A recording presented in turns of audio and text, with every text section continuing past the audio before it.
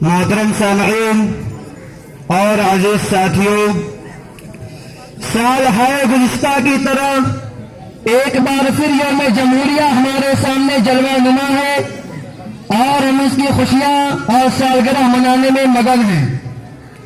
دوستو، یہ دن ہمیں سوچنے سمجھنے اور کوئی لائحہ عمل تیار کرنے کا پیغام دیتا ہے۔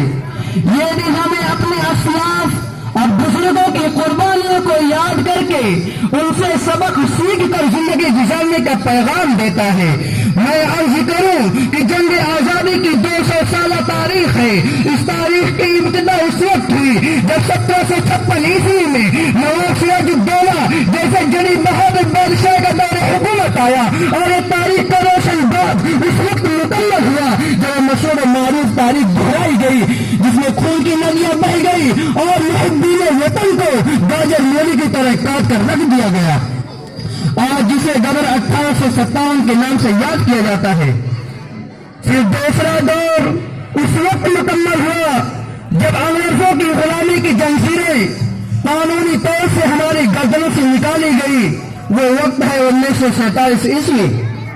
ملت اسلامیہ کے جھاگتے دلوں، اگر ہم ان 2 تاریخوں کا جائزہ لیں تو ہمیں معلوم ہوگا کہ 1756 عیسوی سے 1857 عیسوی تک تنہا مسلم قوم نے آزادی کی لڑائی لڑی ہے، جس میں ہمارے امراء، رؤساء اور شاہانی مملکت نے اپنی گردنیں کٹوائی ہیں، جس میں ہمارے علماء، شجاع اور بزرگان دین نے اپنی خانقاہوں، مسجدوں اور گولیوں کو چھوڑ کر قسم بردوش ہو گئے، اور سرزمین ہند کو انگریز سے آزاد کرانے کے لیے اپنا خون بہا کر تاریخ کو ایک نیا موڑ دیا۔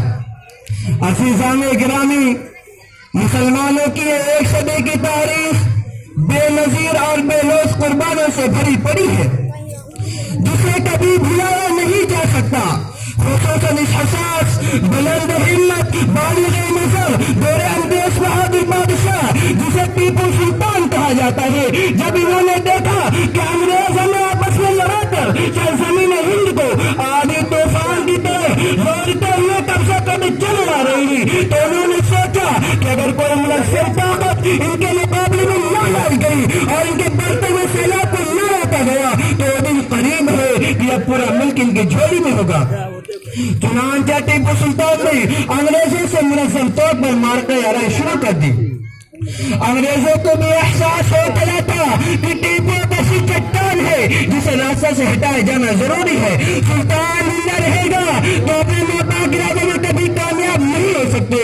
چنانچہ ٹیپو سلطان نے کسی بھی حال میں انگریز کے سامنے گھٹنے نہ ٹیکے، اپنی شجاعت و بصارت، دلیری و بہادری کے بلبوتے لاتا رہا۔ اس کا قول مشہور ہے کہ شیر کی ایک دن کی گیدڑ کی 100 سالہ زندگی سے بہتر ہے۔ شیر اچھا ہے جسے مہلت ایک روزہ ملی، شیر اچھا ہے جسے مہلت ایک روزہ ملی، یا وہ گیدڑ جسے بخشا گیا 100 سالہ خود۔ آخرکار اپنوں کی غداری اور جنوب ہند کے انگریز کو مراکز چاپلوسی کی وجہ سے یہ مجاہد بادشاہ 1799 عیسوی کو سرنگا پٹن کے مارکہ میں شہید ہو کر کاروان حریت کو نقوش راہ دے گیا۔ ان کے ناز پر کھڑے ہو کر جنرل ہارس نے کہا تھا، آج سے ہندوستان ہمارا ہے، فورن ٹوڈے انڈیا زاوز، آج سے ہندوستان ہمارا ہے۔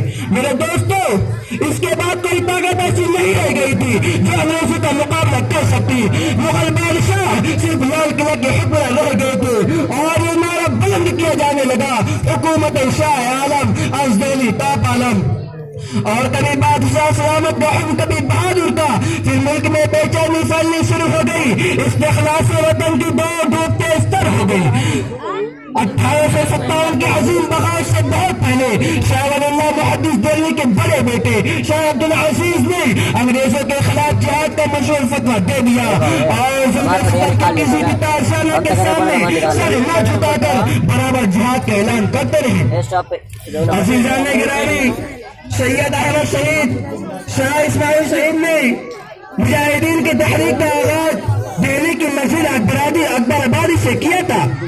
اس مقدس جماعت نے انگریزوں سے زبردست لڑائی کا منصوبہ بنا لیا تھا، مگر 1813 عیسوی میں یہ تحریک بالا کوٹ کے میدان میں دفن ہو گئی۔ لیکن حقیقت یہ ہے کہ تحریک آئندہ مجاہدین نے آزادی کی تحریکات تنظیموں کا سنگ بنیاد بن گئی۔ انگریزوں نے مسلمانوں سے 1857 کی عظیم بغاوت کا سخت انتقام لیا، ان کے محلے کے محلے اجاڑ دیے گئے، مساجد کو ویران کر دیا گیا، دہلی کا چاندنی چوک ہی نہیں بلکہ ایک چوراہے پر سولیاں نصب کر دی گئی، دہلی اور دہلی کے باہر بھاگ درختوں پر پھانسی کے فندے لٹکا دیے گئے۔ انگریز مسلمانوں کو پکڑتا، فندہ گلے میں ڈال لیتا، ہاتھی پر گلے میں ڈال لیتا اور ہاتھی کے آگے بڑھا دیتا، پھر کیا تھا، ناؤ جھول جاتی، آگے ابھر پڑتی، طرف طرف پر ڈوری ہو جاتی۔ تاریخ نے وہ منظر بھی دیکھا کہ جب مسلمانوں کو بوریے میں بھر کر توپ میں باندھ دیا جاتا اور توپ داغ دی جاتی تھی جس میں کاغذ کی طرح اڑ جاتے تھے۔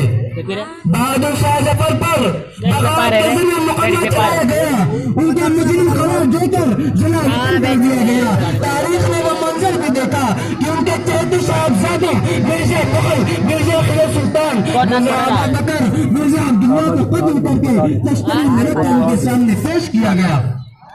بادشاہ نے حیرت انگیز صبر و ضبط کا محاذہ کرتے ہوئے فرمایا، الحمدللہ بادشاہ کی اولاد، تیمور کی اولاد ایسے ہی باپ کے سامنے سرکوب ہو کر آیا کرتی ہے۔ اس عظیم مجاہدین کو اپنے ہی وطن میں دفن کے لیے جگہ بھی نہ مل سکی۔ کتنا ہے بدنصیب ظفر دفن کے لیے، کتنا ہے بدنصیب ظفر دفن کے لیے، 2 گز زمین بھی نہ ملی کوئی یار میں۔ عزیزان گرامی، میں آج اس تاریخی دن میں تمام ہندوستانیوں کو اس خطرے سے آگاہ کر دینا چاہتا ہوں کہ ایک بار پھر آپ کو اپنی ذہن، اپنی قلم سے، اپنی زبان سے، اپنی ذکاوت ترقی سے، اپنی ہوشیاری سے، اپنی جان و مال سے نفرت و عداوت، ظلم و فسادات کے خلاف اپنی آواز کو بلند کرتے رہنا پڑے گا، اور اس وقت تک یہ آواز اٹھانی پڑے گی جب تک کہ اس محسوس ہندوستان کی سرزمین پاک نہ ہو جائے۔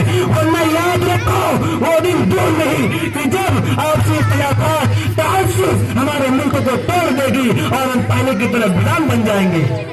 میرے دوستو، یہاں جو بھی رہتا ہے وہ برابر کا حصہ دار ہے اور فرقہ نے آزادی کی لڑائی لڑی ہے۔ خصوصاً مسلمانوں نے انگریزی سامراج کے خلاف جو لڑائی لڑی ہے وہ بھی ایک پیشرو کی حیثیت رکھتی ہے۔ ہندوستان کے مسلمانوں نے انگریزی حکومت کا بغل بجایا ہے اور اس تنطرہ کے ساتھ لڑے کہ ملک آزاد ہو گیا۔ میں نے چند باتوں پر میں اپنی تقریر ختم کرتا ہوں۔ وما علینا الا البلاغ۔